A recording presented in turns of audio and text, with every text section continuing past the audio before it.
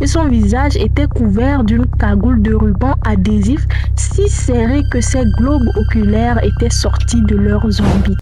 Au début des années 2000, la police a découvert 2 cadavres momifiés en grave décomposition liés par du ruban adhésif. L'un était dans une valise abandonnée près d'un chemin de ferme et l'autre à l'intérieur des murs d'une maison de location à Londres. Les victimes étaient des jeunes femmes sud-coréennes visitant Londres pour la première fois avant de disparaître et d'être retrouvées mortes des mois plus tard.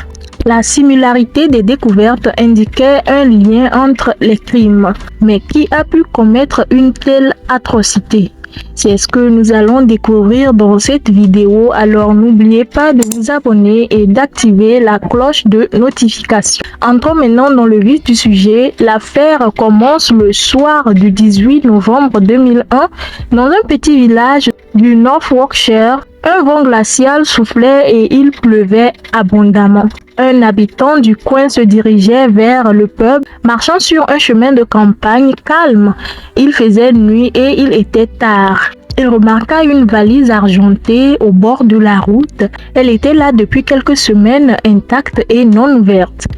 La valise n'avait pas été touchée car personne ne voulait manipuler un bagage abandonné pour diverses raisons, notamment la peur de son contenu inconnu. De plus, dans ce petit village, les gens pensaient que quelqu'un avait simplement perdu sa valise et qu'il serait impoli de fouiller dans les affaires d'autrui. Cependant, cet homme, poussé par la curiosité, s'approcha de la valise en se rendant au pub. Il a décidé de jeter un coup d'œil à l'intérieur de la valise et dès qu'il l'a ouverte, il a regretté son geste. La première chose qu'il a vue était une touffe de cheveux humains. En continuant à ouvrir, il a aperçu ce qui ressemblait à un corps humain. Et pris de nausée, il a immédiatement arrêté et appelé la police. Les policiers sont arrivés rapidement, mais à cause du mauvais temps, ils n'ont pas pu déplacer la valise qui semblait être une scène de crime. Pour la protéger de la pluie, ils ont installé une tente au-dessus et attendu le lever du soleil pour examiner les lieux. Cet homme avait raison.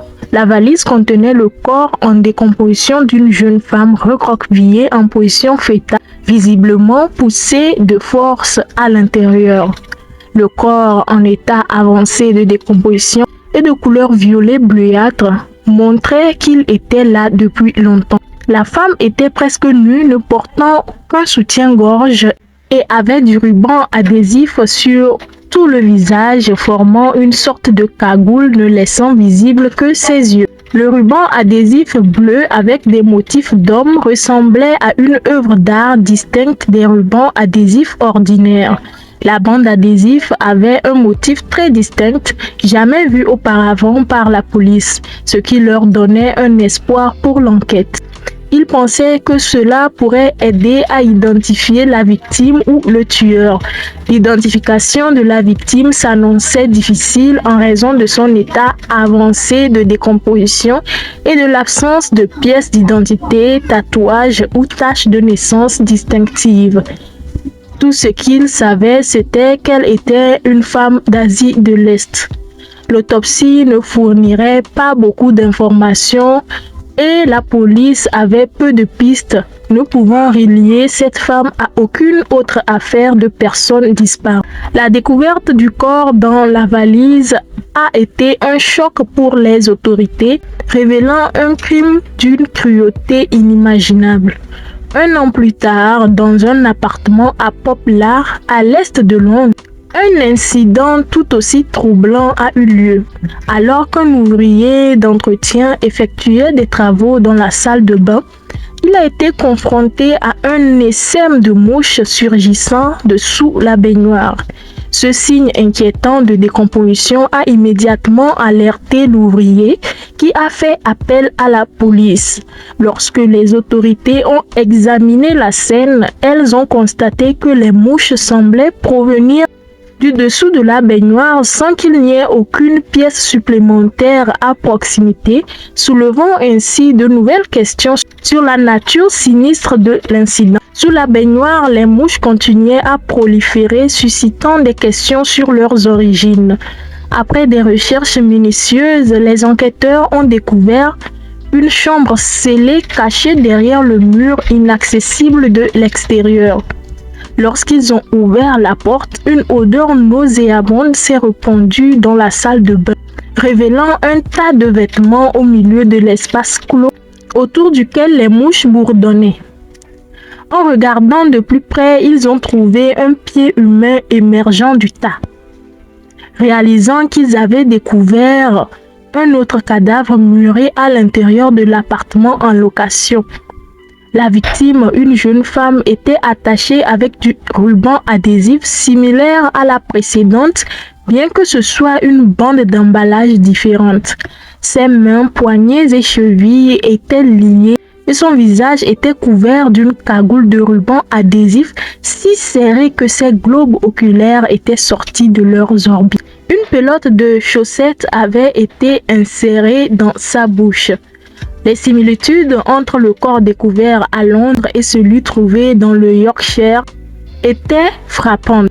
Les deux étaient dans un état avancé de décomposition, suggérant qu'ils étaient restés longtemps sans être découverts. Pourtant, la police de Londres n'avait pas encore fait le lien entre les deux affaires, bien qu'il soit évident qu'elles étaient liées. En fouillant l'appartement où le corps avait été découvert, aucun indice sur l'identité du propriétaire ou des occupants. Ils ont découvert un pistolet à mastic utilisé pour sceller des choses, indiquant que l'agresseur avait soigneusement planifié non seulement le meurtre, mais aussi ses conséquences. La police a immédiatement cherché à déterminer depuis combien de temps le deuxième corps était là. Ils ont fait appel à des entomologistes légistes, des experts qui étudient les insectes, pour estimer le temps écoulé depuis le décès en se basant sur les types de mouches présentes. Grâce à l'analyse des insectes se nourrissant du cadavre, ils ont conclu que la victime était décédée entre le 3 et le 8 décembre 2001, soit un mois environ après la découverte du premier corps dans le Yorkshire. Malgré la distance géographique entre les deux endroits, la police avait déjà des soupçons sur le lien entre les deux affaires en raison des similitudes troublantes entre les deux scènes de crime.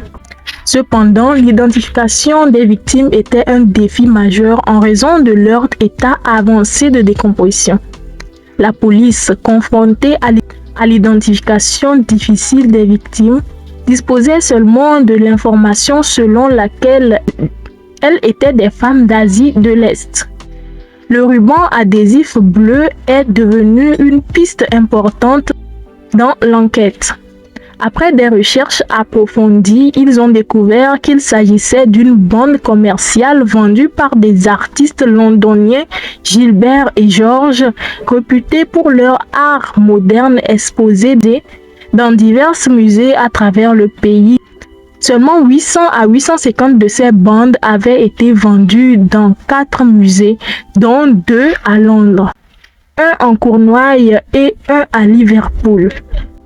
Le Yorkshire du Nord est assez éloigné des villes où les rouleaux de ruban adhésif ont été vendus, avec Liverpool étant la ville la plus proche, mais à 2 heures de distance.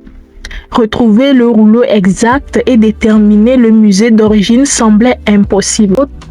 La police a alors exploré d'autres stratégies, faisant appel à un anthropologue légiste pour étudier les os et établir des liens permettant de déterminer l'ascendance et peut-être l'âge de la victime. Malgré la découverte de sa taille qui fait 1,49 m environ, son identité restait un mystère. L'anthropologue ne pouvant ajouter que le fait qu'elle était une femme d'Asie de l'Est. L'anthropologue légiste a utilisé une radiographie pour scanner le corps de la victime, découvrant des flocons d'os sur son sternum, indiquant un processus de calcification. Ce processus, qui cesse entre l'âge de 20 et 25 ans, a permis de déterminer l'âge de la victime. D'autres observations, comme les plis des paupières et la couleur des cheveux, ont révélé son origine ethnique coréenne ou chinoise du Sud. Ces tests ont fourni des informations cruciales sur la victime. L'autopsie du corps a révélé que la victime était morte par suffocation, mais elle avait également été battue, présentant des ecchymoses et des écorchures à la tête.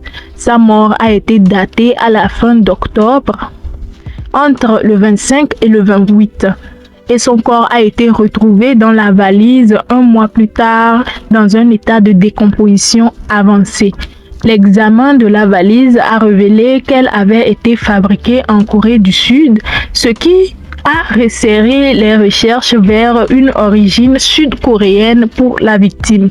Parallèlement, les autorités sud-coréennes ont informé la police anglaise de la disparition d'une jeune femme de 21 ans, Madame Jin Hyo-young, en Europe. Après avoir comparé ses empreintes digitales avec celles du corps retrouvé, elle a été formellement identifiée. Avec cette information, la police a intensifié ses efforts pour en apprendre davantage sur la vie de la victime et de son entourage. La police du Yorkshire a collaboré avec celle de Londres. Découvrant que cette dernière enquêtait également sur la disparition d'une autre femme sud-coréenne, Madame Song In-hee, âgée de 22 ans. Après quelques semaines, son corps a été retrouvé en décomposition dans les murs d'un appartement à Poplar, à Londres. Les similitudes entre les deux victimes étaient frappantes. Elles étaient toutes deux d'origine sud-coréenne, brillantes, et étaient venues à Londres pour leurs études. Madame Song avait commencé à louer l'appartement à Poplar avant sa disparition, et c'est là qu'elle a été retrouvée. Bien que ses cercles sociaux exacts au moment de sa mort ne soient pas connus, on sait qu'elle était sociable. Miss Song et Miss Jin étaient toutes deux des jeunes femmes remarquables et sympathiques. Miss Song était décrite comme étant très amusante, aventureuse, intelligente et accueillante, se tissant rapidement un réseau social dynamique à Londres. De même, l'histoire de Miss Jin était similaire. Elle avait quitté la Corée du Sud pour étudier en Europe, commençant en France avant de décider de découvrir davantage de l'Europe, y compris l'Angleterre. Elle avait loué un appartement temporaire à Holborn, au cœur de Londres, avant que son corps ne soit retrouvé à York. Bien qu'il semble qu'elle n'ait jamais croisé leur chemin, elles partageaient de nombreuses similitudes dans leur parcours de vie et dans leur déménagement à Londres. Les familles de Miss Song et Miss Jin étaient inquiètes, mais elles se rassuraient en pensant qu'elles étaient occupées avec leurs études et leur vie sociale à Londres. Cependant, le temps passait sans nouvelles, alimentant leurs craintes. Les familles savaient que les filles avaient des amis à Londres, comme le propriétaire de Miss Song, Monsieur Kim, qui était également un ami proche. Ils partageaient un cercle social et étaient très proches, agissant presque comme des frères et sœurs. Monsieur Kim avait loué l'appartement à Poplar à Miss Song après qu'elle ait quitté ses études universitaires, mais les détails sur la façon dont ils se sont rencontrés restaient flous. Monsieur Kim, le propriétaire des appartements de Miss Song et Miss Jin, a fourni des explications trompeuses sur leur disparition. Il a dit à la famille de Miss Song qu'elle était partie suivre une formation en gestion hôtelière, tandis que pour Miss Jin, il a prétendu qu'elle était partie avec un homme. Ces histoires ont été acceptées car Monsieur Kim était bien connu des familles et semblait digne de confiance. Pendant ce temps, les deux jeunes femmes étaient déjà décédées. Monsieur Kim était en contact avec les parents de Miss Jin en Corée du Sud et leur a également raconté cette histoire. Personne ne fait le lien entre les deux disparitions jusqu'à ce que les corps des deux femmes soient retrouvés étouffés avec du ruban adhésif, ce qui a conduit les équipes de police à soupçonner M. Kim d'être leur meurtrier. La police découvre que M. Kim est au Canada et décide de rassembler des preuves solides avant d'intervenir.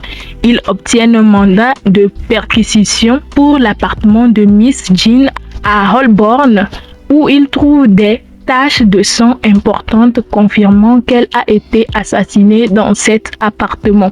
Ils suspectent que M. Kim, le propriétaire, soit l'assassin. Pendant ce temps, d'autres policiers enquêtent sur M. Kim et découvrent des informations sur ses relations passées, y compris une ex-petite amie qui reconnaît le ruban adhésif bleu spécifique avec des dessins d'hommes dessus. Une ex-petite amie de M. Kim confirme l'existence d'un rouleau de ruban adhésif identique à celui retrouvé sur les victimes. Les relevés bancaires révèlent que la carte d'une des victimes a été utilisée pour retirer de l'argent dans une société de location de voitures à Londres. La police interroge cette société et découvre que M. Kim a loué une voiture et parcouru 655 kilomètres correspondant au voyage depuis Londres. Monsieur Kim aurait acheté une voiture de location et conduit le corps de Miss Jean jusqu'au Yorkshire, puisque son sang a été retrouvé dans le coffre de la voiture, ce qui correspondait au sang trouvé dans sa chambre à l'appartement loué à Miss Kim. Avec des preuves tangibles, la police a décidé d'extrader M. Kim du Canada, mais il est retourné volontairement au Royaume-Uni sans savoir que son crime avait été découvert. Il a été arrêté dès son arrivée. Lorsque M. Kim a été ramené au poste de police pour être interrogé sur les deux meurtres, il s'est montré peu coopératif, refusant de fournir des informations. Cependant, un test ADN a révélé qu'il était effectivement le meurtrier des deux femmes, Madame Jing et Madame Song. À 29 ans, il n'était que légèrement plus âgé que ses victimes, ce qui peut expliquer leur confiance en lui et leur amitié. Originaire de Corée du Sud, M. Kim avait déménagé en Angleterre après un mariage raté et avait rapidement abandonné ses études pour se lancer dans l'immobilier. Malgré son apparence charmante et amicale, il était en réalité un tueur en série, utilisant ses appartements en location comme appât pour ses victimes. L'affaire suscite des inquiétudes profondes quant à la véritable nature des personnes que l'on côtoie au quotidien. Elle soulève la question dérangeante de savoir combien de gens apparemment normaux pourraient dissimuler des côtés sombres et des secrets horribles, peut-être même des crimes graves. L'idée que chacun d'entre nous croise en moyenne 36 meurtriers au cours de notre vie est terrifiante, car elle met en lumière le fait que nous ne connaissons pas toujours les gens aussi bien que nous le pensons. Monsieur Kim, malgré son apparence charmante et amicale, était en réalité un meurtrier en série qui a tué au moins 2 femmes. L'une des questions les plus troublantes de l'affaire est le mobile derrière ces meurtres. Bien que le mobile financier soit évident, étant donné qu'il a utilisé les cartes bancaires des victimes après leur mort, il reste difficile de comprendre pourquoi il a choisi de commettre de tels actes atroces. Il semble que le meurtrier ait torturé ses victimes pour obtenir des informations alors qu'elles étaient encore en vie, ce qui expliquerait les blessures qu'elles ont subies, notamment aux yeux. Les détails s'assemblent maintenant, suggérant que les femmes ont enduré des souffrances terribles avant leur mort. Le motif financier est clair, comme en témoigne l'utilisation de l'argent des victimes pour financer son voyage au Canada. Cependant, il semble également y avoir un mobile sexuel, étant donné que les victimes étaient jeunes et vulnérables. Monsieur Kim a plaidé non coupable pour les 2 meurtres, probablement dans l'espoir de réduire sa peine. Il a été reconnu coupable des 2 meurtres en 2003, mais il n'a jamais avoué ni expliqué ses actions. Sa plaidoirie pour homicide involontaire a été rejetée et il a été condamné à la prison à vie avec un minimum de 23 ans et 10 mois. Cependant, cela n'a pas apaisé les détectives qui craignaient qu'il n'ait pas commis que ces 2 meurtres. Sa manière calculée et froide d'exécuter ses crimes, notamment en utilisant une cagoule de ruban adhésif si serrée que les yeux des victimes sortaient de leurs orbites, suggérait une expérience antérieure dans de telles atrocités. Monsieur Kim semblait avoir pris plaisir à torturer et tuer ses victimes, ce qui suggère une tendance sadique. Il aurait pu commettre des meurtres similaires dans le monde entier et s'en éloigner sans être arrêté. Bien qu'il soit actuellement derrière les barreaux, il pourrait potentiellement être un tueur en série. Une enquête active n'a pas confirmé ceci, mais cela mériterait certainement d'être étudié. Merci d'avoir regardé et n'oubliez pas de vous abonner pour plus de contenu similaire. Si vous avez aimé, n'oubliez pas de me laisser des commentaires pour l'amélioration de nos vidéos et pour avoir plus de contenu. Merci et à la prochaine.